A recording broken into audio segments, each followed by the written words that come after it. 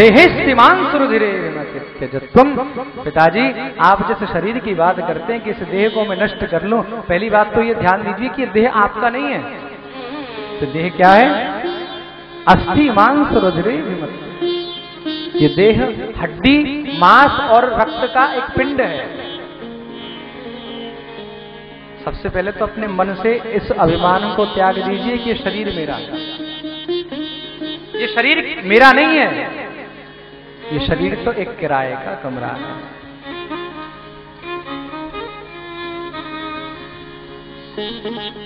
ये शरीर एक किराए का घर है, एक दिन हमको जाना पड़ेगा।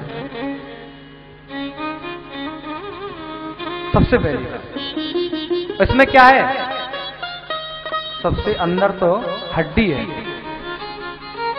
और हड्डी के ऊपर मांस चढ़ा हुआ है और उसके अंदर रक्त की धारा चल रही है। इस हड्डी, मांस और रक्त के पिंड के ऊपर त्वचा रूपी भगवान ने एक पेंटिंग कर दी है।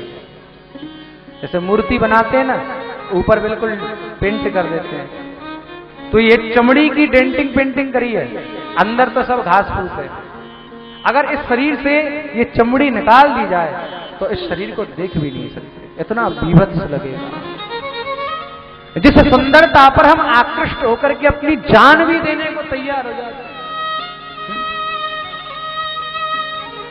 जिस सुंदरता पर आकृष्ट होकर हम अपनी जान भी देने को तैयार हो जाते हैं,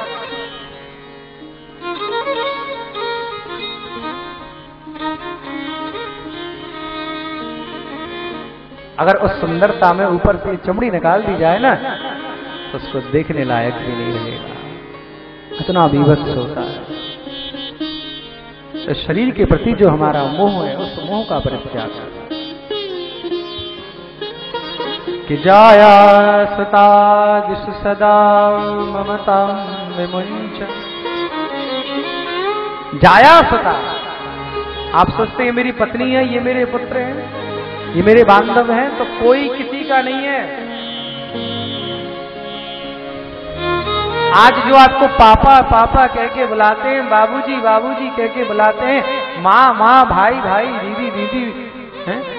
कितने संबंध बन जाते हैं। लेकिन जब ये शरीर निष्प्राण हो जाए ना, इस शरीर के अंदर जो वो गोविंद बैठा हुआ है, जब तक वो इस शरीर में है तब तक संबंध है, और जब वो यहां से निकल करके चला जाए तो फिर कोई हमको पूछता भी नहीं है।